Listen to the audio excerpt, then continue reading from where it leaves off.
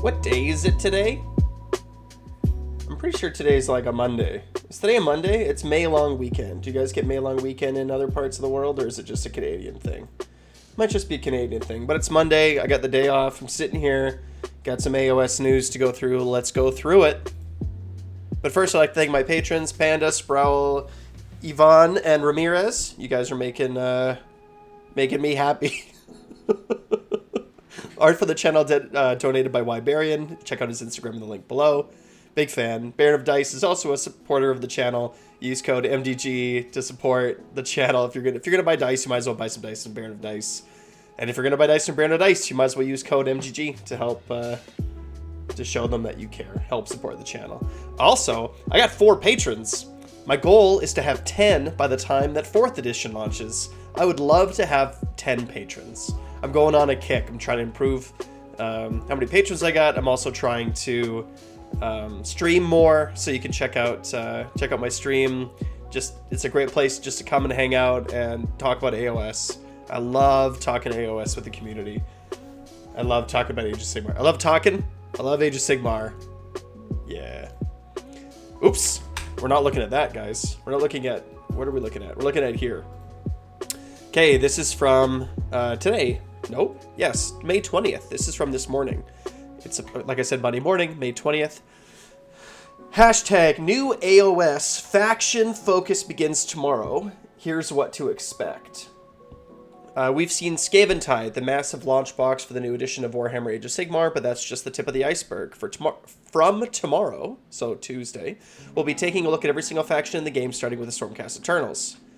With so many changes, the Warhammer studio took the opportunity to fully re-index the entire game. This means assessing every single war scroll to refactor and rebalance. This is a good thing.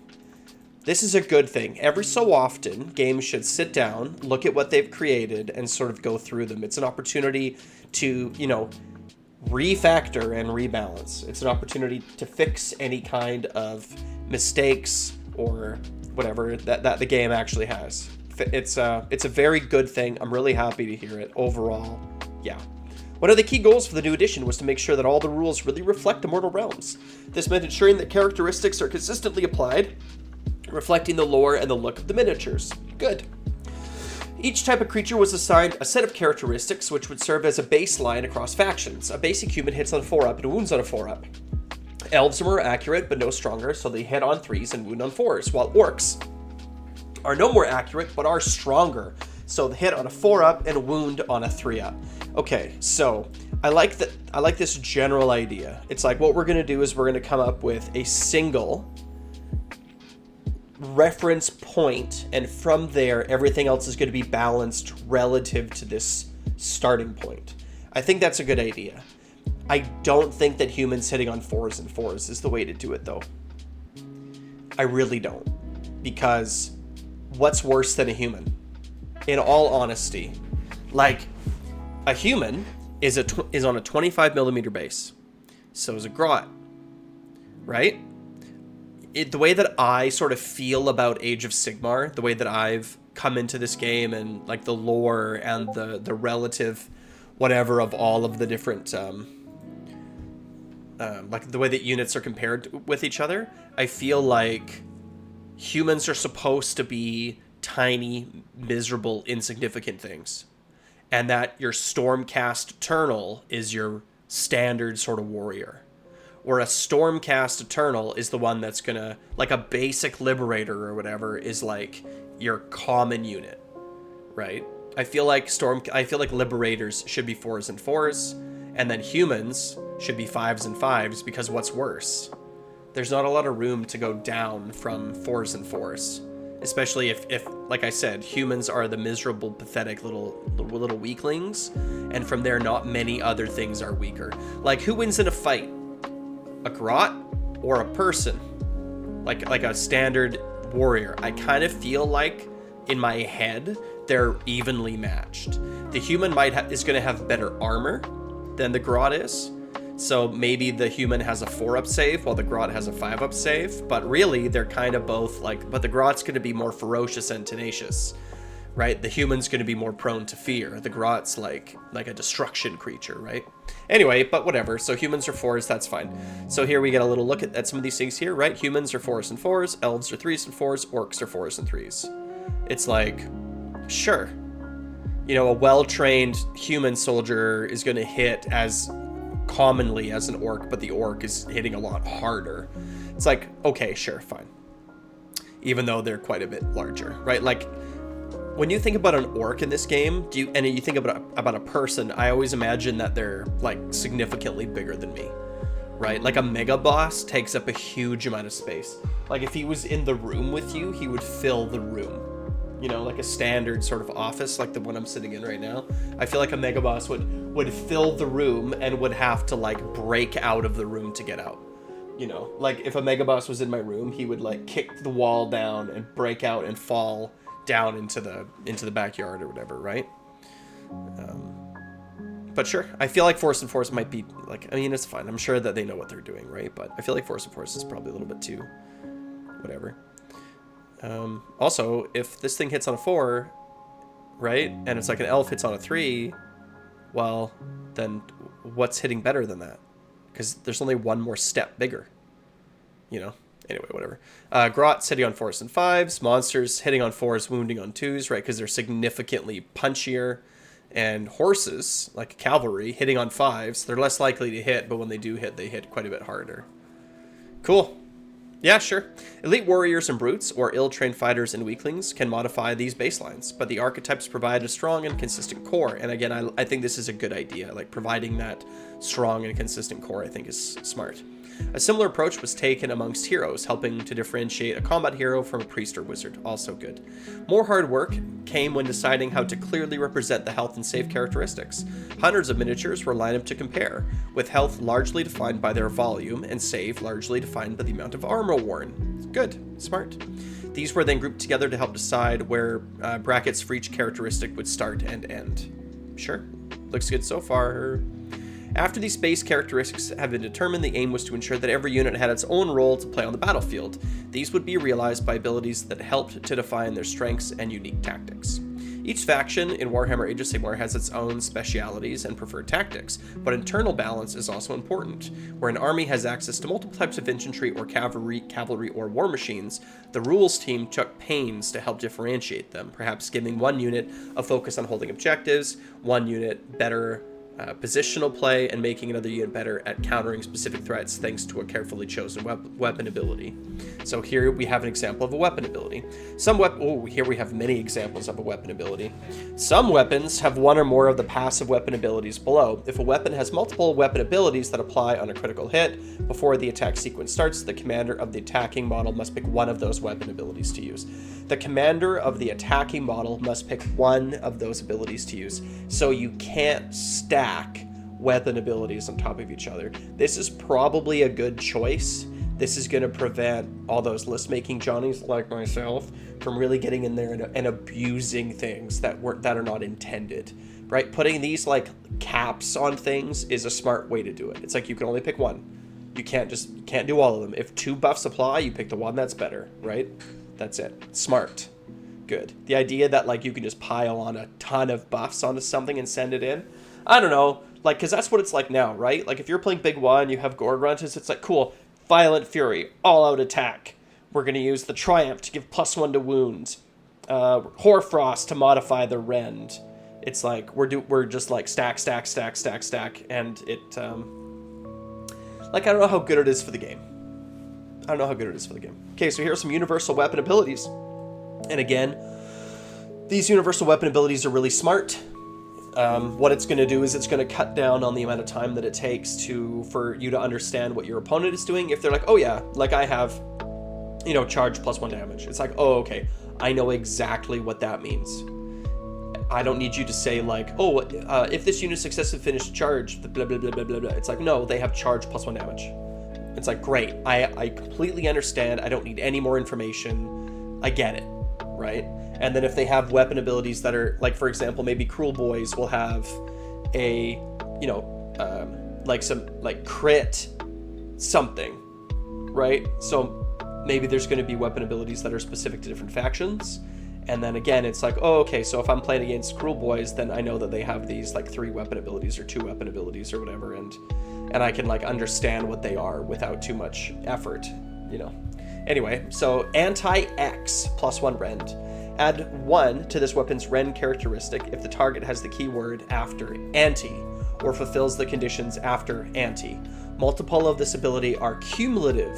For example, if a weapon has both anti-charge +1 rend and anti-hero +1 rend, then add 2 to the rend characteristic of the weapon for attacks that target a hero that charged in the same turn. So to me, what this says is that having multiple anti-whatevers on War Scrolls, or being able to give multi-anti-whatever on War Scrolls, is something that is going to happen. It's going to happen. You're going to see this. And so it means that some units are going to be very, very strong against certain other units. It's very easy to see how...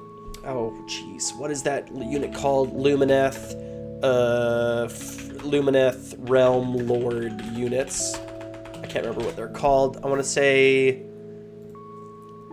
this is not the right place to be looking at this, but Sentinels? Is that what I'm thinking? Like just the dudes with the spears? Yeah, no, not Sentinels, these guys. Wardens. Oops, I just want an image. These guys, right? Like, okay, so they have these big old spears and these big old shields.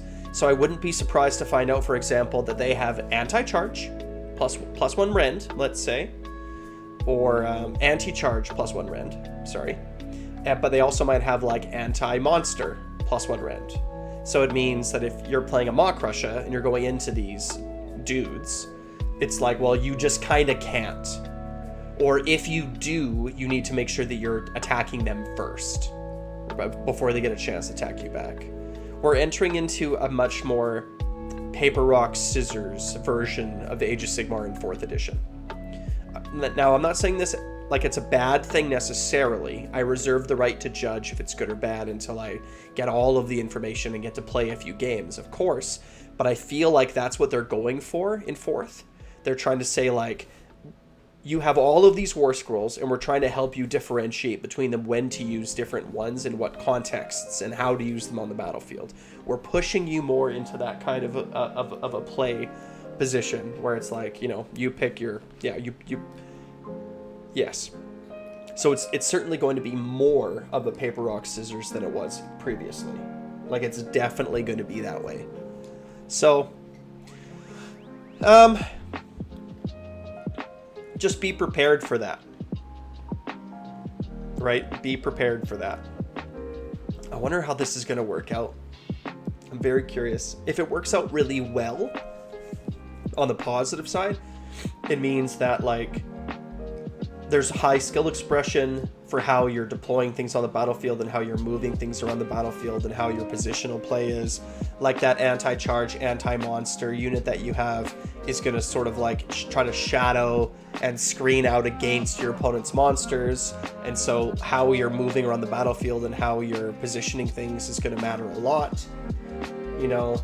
And then list building, it's like, well, you know, all like right now when I build a list, I think about how all the different units are going to play these different roles, and they have a role in the army.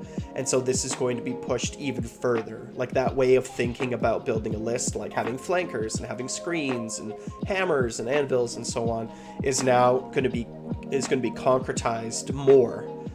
Everyone is going to have to think about that moving forward, not just like, oh, I take all the best units and that's all I do, right? It's like, well, what do you have, you know, what's the role of that unit in your list? And now it's right on the War Scroll. Oh, it's to absorb charges, because they have charge +1 damage. They have charge +1 damage, so their job is to absorb charges. It's like, good. Okay, let's look at the rest of these. Charge +1 damage, add 1 to this weapon's damage characteristic if the attacking unit charged this turn. Fine. Companion. This weapon is not affected by abilities used by a friendly unit that affects the attack characteristic or the attack sequence. I wish they just got rid of Companion. I wish they just got rid of it. I don't, it's like, just don't have it, right? Like Gobsprak has like that little grot that rides on his back, right? And I just feel like that it just doesn't need to be there. It's like you don't need it. Right? Backup Stabba, 2 attacks, 4s and 4s, no Ren 1 damage. It's a maximum damage of 2. Right? It's like, just delete this. You just don't need this. It's silly that it's like, that it's a companion. Right? And then there's like special rules that apply just to the companion. I feel like it would have been cleaner just to get rid of things like this. But I also said that about, you know, like the new Liberators, how I see that the Liberators have like, you know, in a unit of 5, 4 of them have one profile and the 5th one has a different profile. I feel like they should have got rid of that too, and just that would have helped clean up the game a little bit and streamline the game a little bit. It's like my Liberators attack, I pick up my dice and I throw my dice, and then I don't need to say, oh, like the purple dice are actually 2 rend and the blue dice are 1 rend, and the, you know, like to me that's just, or making 2 different rounds of dice rolls. Like for me, the brutes are absolutely ridiculous, or it's like you got in 5 brutes, you're rolling 3 different profiles, right? Like I just don't like it. It's, I'm not a fan. Tell me what you think in the comments below. Let me know what you think about that. But I would have preferred, like, I would have preferred just have it be simple like that. 1 unit fights, I pick up the dice and I roll them. If they're on a mount, I pick up 2 buckets of dice and throw them. If it's a monster, fine. You know, like the Maw Crusher is gonna punch, right? And then the guy on top's gonna fight, and then maybe the Maw Crusher is not a good example, but like Gobsprak, it's like, you know, the orc fights, the vulture pecks, the vulture claws, right? Like I get it. You know, but when it comes to brutes or liberators, give me a break. I don't want to roll 2 or 3 different profiles. Anyway, crit. So this is phenomenal. I'm glad, because I was trying to get my wife to, I'm like, well, if it's a 6 on a to hit roll, it's a crit. So if I say crit, exploding hit, like exploding crits, anyway. So crit 2 hits, and if an attack made with this weapon scores a critical hit, the attack scores 2 hits on the target instead of 1. Make a wound roll for each. Exploding hits. Crit, auto wound. If an attack made with this weapon scores a critical hit, the attack automatically wounds the target. Make a save roll as normal. Cool. Crit mortal. This is venom encrusted weapons. If an attack made with this weapon scores a critical hit, the attack inflicts mortal damage on the target equal to the damage characteristic of that weapon, and the attack sequence ends. So I have a feeling that venom encrusted weapons is actually going to be gone from the game. It won't be a Cruel Boys rule anymore, because why would it be in the rules and then on the war scroll? It doesn't make sense. It will just be on the war scroll, and you don't need to include it as a rule. It's just crit mortal. And it's better if it's on the war scroll, because that's what the player is looking at when they're actually making this attack sequence. It's much better to have all of the information exactly where the player is going to be looking when they're doing that part of the game. This is where I put my information on my cue cards, is where it'll say things like for Ardboys, for example, if you charge, I always use spears. If you charge at Ardboys with spears, they get +1 rend. So where does it say +1 rend? Right on the war scroll, right in the rend section. So when I'm actually rolling those dice off that war scroll, off my cue card, all the information is relevant there. All of it's right there. Where do I put that they get +1 bravery? Right beside their bravery on their war scroll. It's not hidden, so anyway. Shoot in combat. This weapon can be used to make shooting attacks even if the attacking unit is in combat. Cool. Reading on. As a result of this role determining process, the way Ren works in weapon profiles has changed. While Ren has been reduced overall, there are many more units with anti-X abilities, meaning they'll hit much harder against their preferred targets. Of course, combat in Age of Sigmar is brutal, so don't expect all Ren to go away. Rolling loads of dice only to inflict no wounds isn't that fun or exciting. Agree. I like a deadly game. I like it deadly.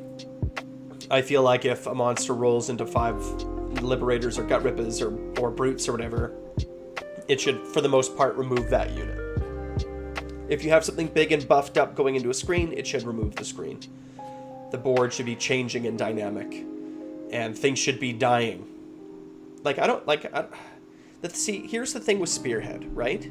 Spearhead is like, we're trying really hard to make sure that it always goes 4 rounds.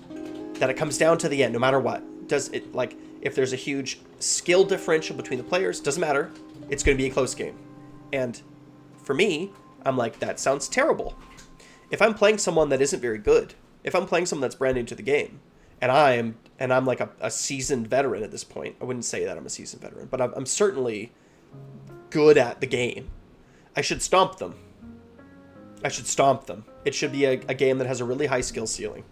Players who are relatively new to the game, who only have 10 or fewer games under the belt, when they sit down at the table with someone who has 100 games under their belt, the guy with 100 games under the belt should just be like, okay, well, I'm gonna win 9 games out of 10 when we play. It is a dice game, right? But it's like, if we play 10 games in a row, I'm gonna win 8 or 9 of them, because I know how this game works better than you, and I can express my skill into the game better than you. So I think that part of that comes with having a deadly game, a game where, if you make a mistake and your opponent capitalizes on it, it matters. It's a big deal. And Spearhead isn't trying to be that game at all. Spearhead is trying to be the opposite, where it's like nail biter every game. And for me, anyway, it's not that exciting. I'm still going to play it. Still going to make some content on it, still going to talk about it, but I'm not going to invite my friends over on Saturday nights to come play Spearhead, right? It's just probably not going to happen. I'll probably goof around with my family and play Spearhead with my family, like Christmas. It's like, hey, you guys want to play whatever, this cool tabletop game, sure, it's easy, here's some cards, let's play, no problem. Anyway. The final step was trying to even out the complexity of each faction's battle tactics, the army rules that govern how they play. This has resulted in bigger changes for some factions than others, and a reduction in the need for tokens when playing factions like Lumineth, Realm Lords, or Cities of Sigmar. This is probably a good thing. This is probably a good thing, and this is where I was talking about Venom Encrusted Weapons, right? Venom Encrusted Weapons is gone as a rule. It's just going to be on War Scrolls.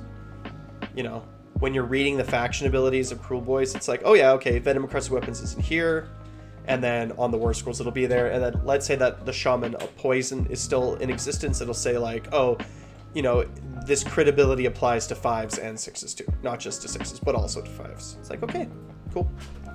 But overall, probably a good thing. I think that reducing the complexity while not reducing, the skill expression is probably fine. Help new players understand, help people get into the game. I'm kind of hopeful that this edition is going to be a good balance. As we start to reveal snippets of each of the 24 factions. 24 factions. I read this earlier. 1, 2, 3, 4, 5, 6, 7, 8, 9, 10, 11, 12, 13, 14, 15, 16, 17, 18, 19, 20.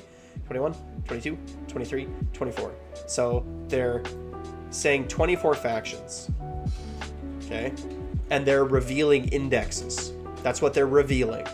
They're not revealing new books. They're revealing indexes. Which means, assuming Beasts of Chaos is getting an index and Bone Splitters are getting indexes, if that's true, which I really believe it is, in this context, I really believe that they're talking about 24 faction indexes. Okay? Orcs have one book. Orcs have one book.